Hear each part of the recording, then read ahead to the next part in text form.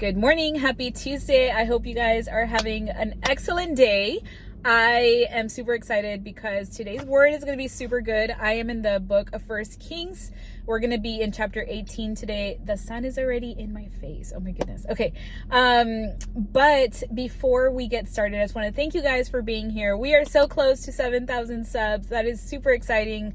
I praise God for everything because, again, like I say it in other videos, I am just the girl from South Texas who thought my voice didn't matter what message I had to give. People weren't going to listen, and yet here we are with 7,000 of you that have joined this family. So thank you guys for being here. Thank you for liking, for sharing, for your comments, for your DMs on Instagram. If you're not following me on Instagram, make sure you follow me.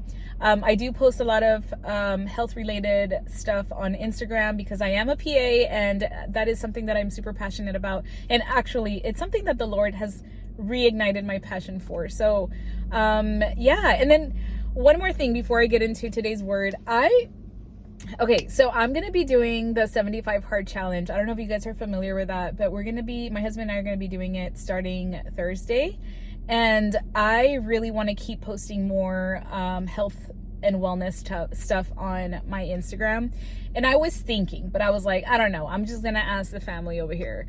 Would you all like vlog style type of video of just kind of like things that I do on a daily basis? Like, I feel like part of me is like, I would want to see what other Christians do, like how they live their life. You know, the things that I'm doing in this case are to build discipline, right? So discipline is something that the Lord really taught me last year, and I continue to improve on that because it's not just about getting in the word, but also how to steward our bodies well, how to, be healthy, so that we can do all the things that the Lord is calling us to do. So if that's something that you're interested in and you think that you'd be, kind of cool with, let me know in the comments. And anyways, let's get into today's video. So I want to give some context about what is happening in First Kings. So there is King Ahab and his wife, Queen Jezebel.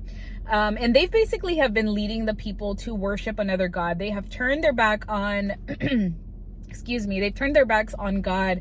And there is this severe drought in the land, which is the way that God has shown judgment to them for their idolatry. And the Lord tells Elijah, who is a prophet, to show up and confront, to confront the king. So Elijah goes, he goes over and challenges the prophets, and he's basically like, we're going to have a showdown and we're going to see who the real God is. And so he goes against, like, I think 450 or somewhere around there prophets, right? And these are prophets of Baal, the other god. And then he's the only prophet for the Lord, right? And I feel like this story was really interesting in just that part where I'm like, dang, if it was just me against like 500 other people, like, would I have the courage to stand and be firm in my faith? I pray to God that I would be.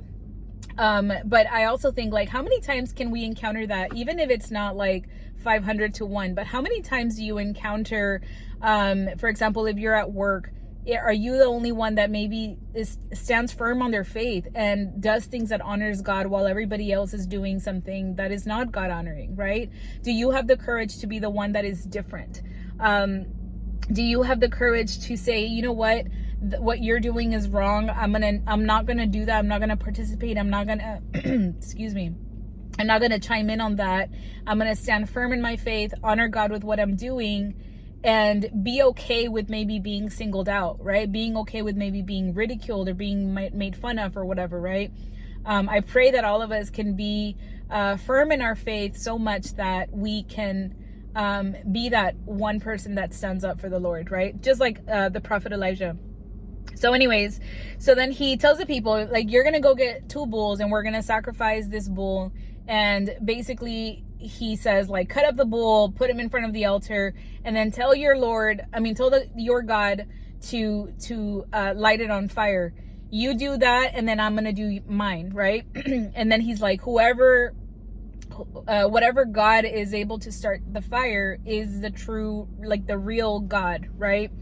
So so when the other people call on their god, god of, what is it, the, oh my gosh, when they call on Baal, they're like screaming and chanting and dancing. They even get to the point where they start cutting themselves so that the blood is like part of their sacrifice, and like nothing, it's like crickets. There is no fire.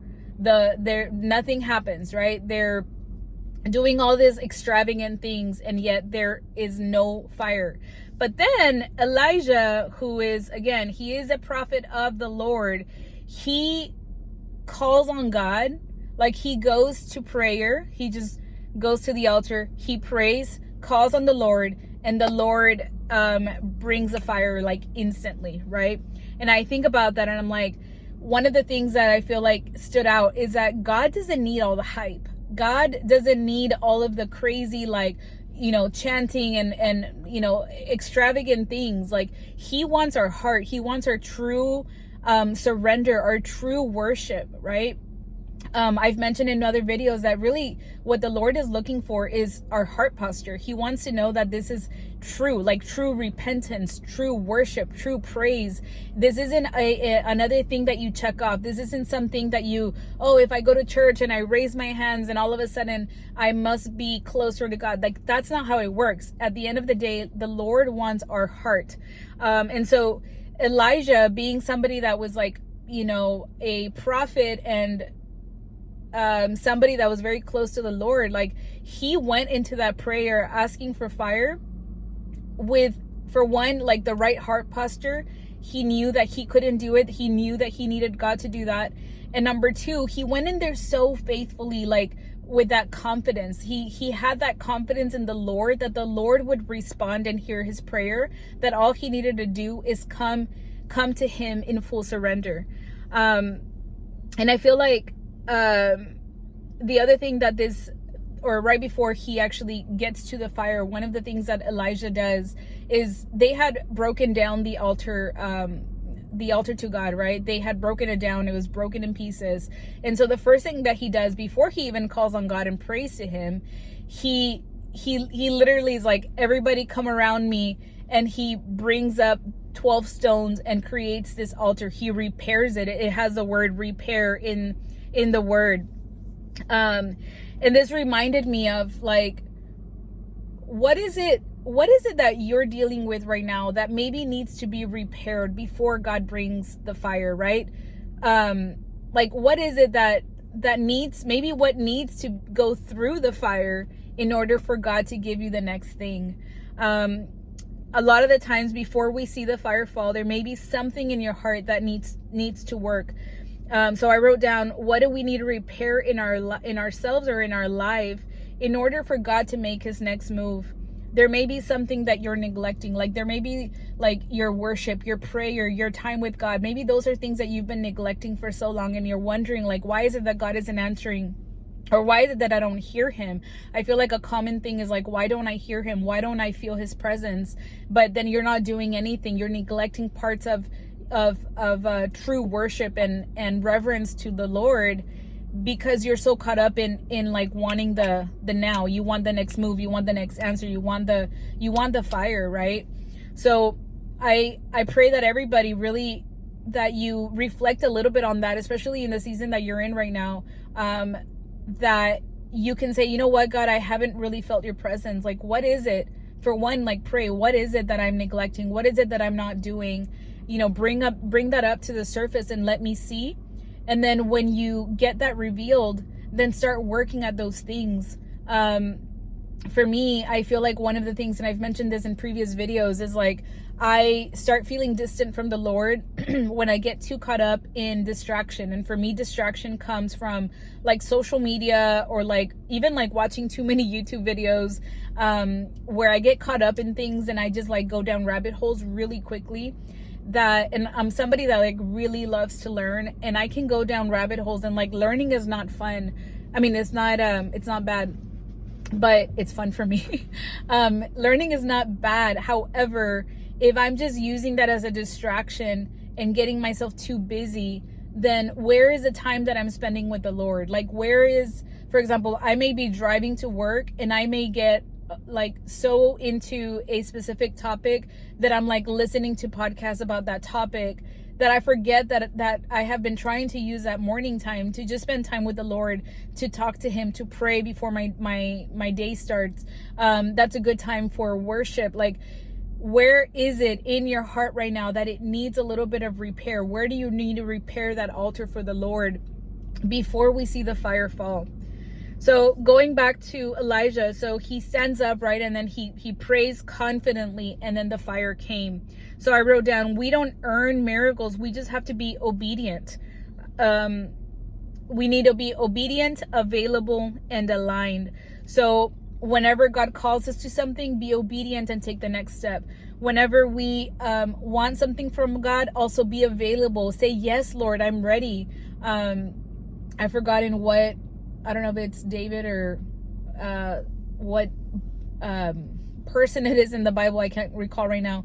But I love how he says, like, yes, Lord, your servant is listening. Like, be open and available to receive, right? And then the other thing is to be aligned. One of the things that we get so caught up in is like, we may have a vision or something that God has maybe promised us, but we are holding on to that promise so tightly that we're just like, go, go, go. I want to do everything to get to that. However, we forget that we should be aligning or wanting for God to align us to his will. If it's in his will, then it will happen, right? The way that we see things is different. So we should always be asking and praying for the things that we're desiring to be aligned to his will. Like, Lord, if this is not for me, I will let it go. But can you help me align to your will? Help me have a desire for your will for my life. And then the last thing that I wrote is, so once the fire comes down, Elijah eventually kills all the prophets of Baal. Excuse me. And he goes to Mount Carmel and prays for rain. And the Lord sends rain, and then the drought is over. And I love this because it was mostly like a promise, right? That there's always going to be rain after the fire. Breakthrough comes in stages. So often we're just wanting the breakthrough, but we don't want to go through the fire. We don't want to go through the repair, through preparation. We just want the breakthrough. We want the blessings. We want the abundance. We want the thing. But the thing is that it's through the journey of walking with Christ that is a true gift, because not only do we get to spend time with him, but we get to be made into his image. We get to be made into this person that he has already created us to be, that the world has changed, and it's not easy, and it takes a lot of like self-reflection and a lot of humility. I think the biggest thing that I've learned in my walk is just how prideful we are, how selfish we are, that we want to be like, oh, I didn't do anything wrong, or like, I'm fine. I think I'm living my life perfectly fine. My life looks great, sounds great. I must be good. And that's the thing, that the world will really make things, and the enemy, honestly, it makes things look so like made and like I don't know, how do you say it, like it makes it sound perfect, but honestly there's a lot of people that are hurting. There's a lot of people that have unhealed wounds, and those things will come out in a very specific moment that can literally bring your downfall. And we need to be people that are humble, that bring that to the Lord, and we say, Lord, like, do what you want to do with my life. Help me to see the things that I haven't healed. Help me to fix the things that aren't God honoring. Okay, I had to like pause and edit this really quick because I feel like the enemy just came and tried to distract me from the last words that I had for this word. But what I was going to say is that the rain is always going to come after the fire. The breakthrough is coming, but you need to do the work of preparation, of healing, right?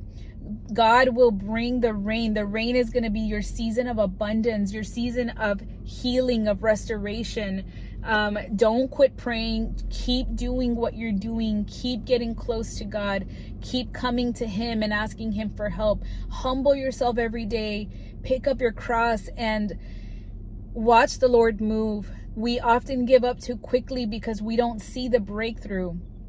But the whole point is to get to know the Lord more, to get to see how much he loves and cares for us, and to align your desires to his will. It's not about us and what we want and then just asking him for what we want. Like, he's not a genie. He's not a magic, magician or somebody that's just gonna like poof, like bring things to your life. Like, this is a true relationship with the Lord. He is the only one that will fill every bit of ourself, of our needs. Like, he is the only one that restores and heals. He doesn't cover. He doesn't push away. He doesn't try to put a little bow on things. No, he wants to heal you. He wants to restore you. He wants to redeem you. So I just pray that this word encouraged you. I thought it was a really interesting story, and just like the things that I got out of it.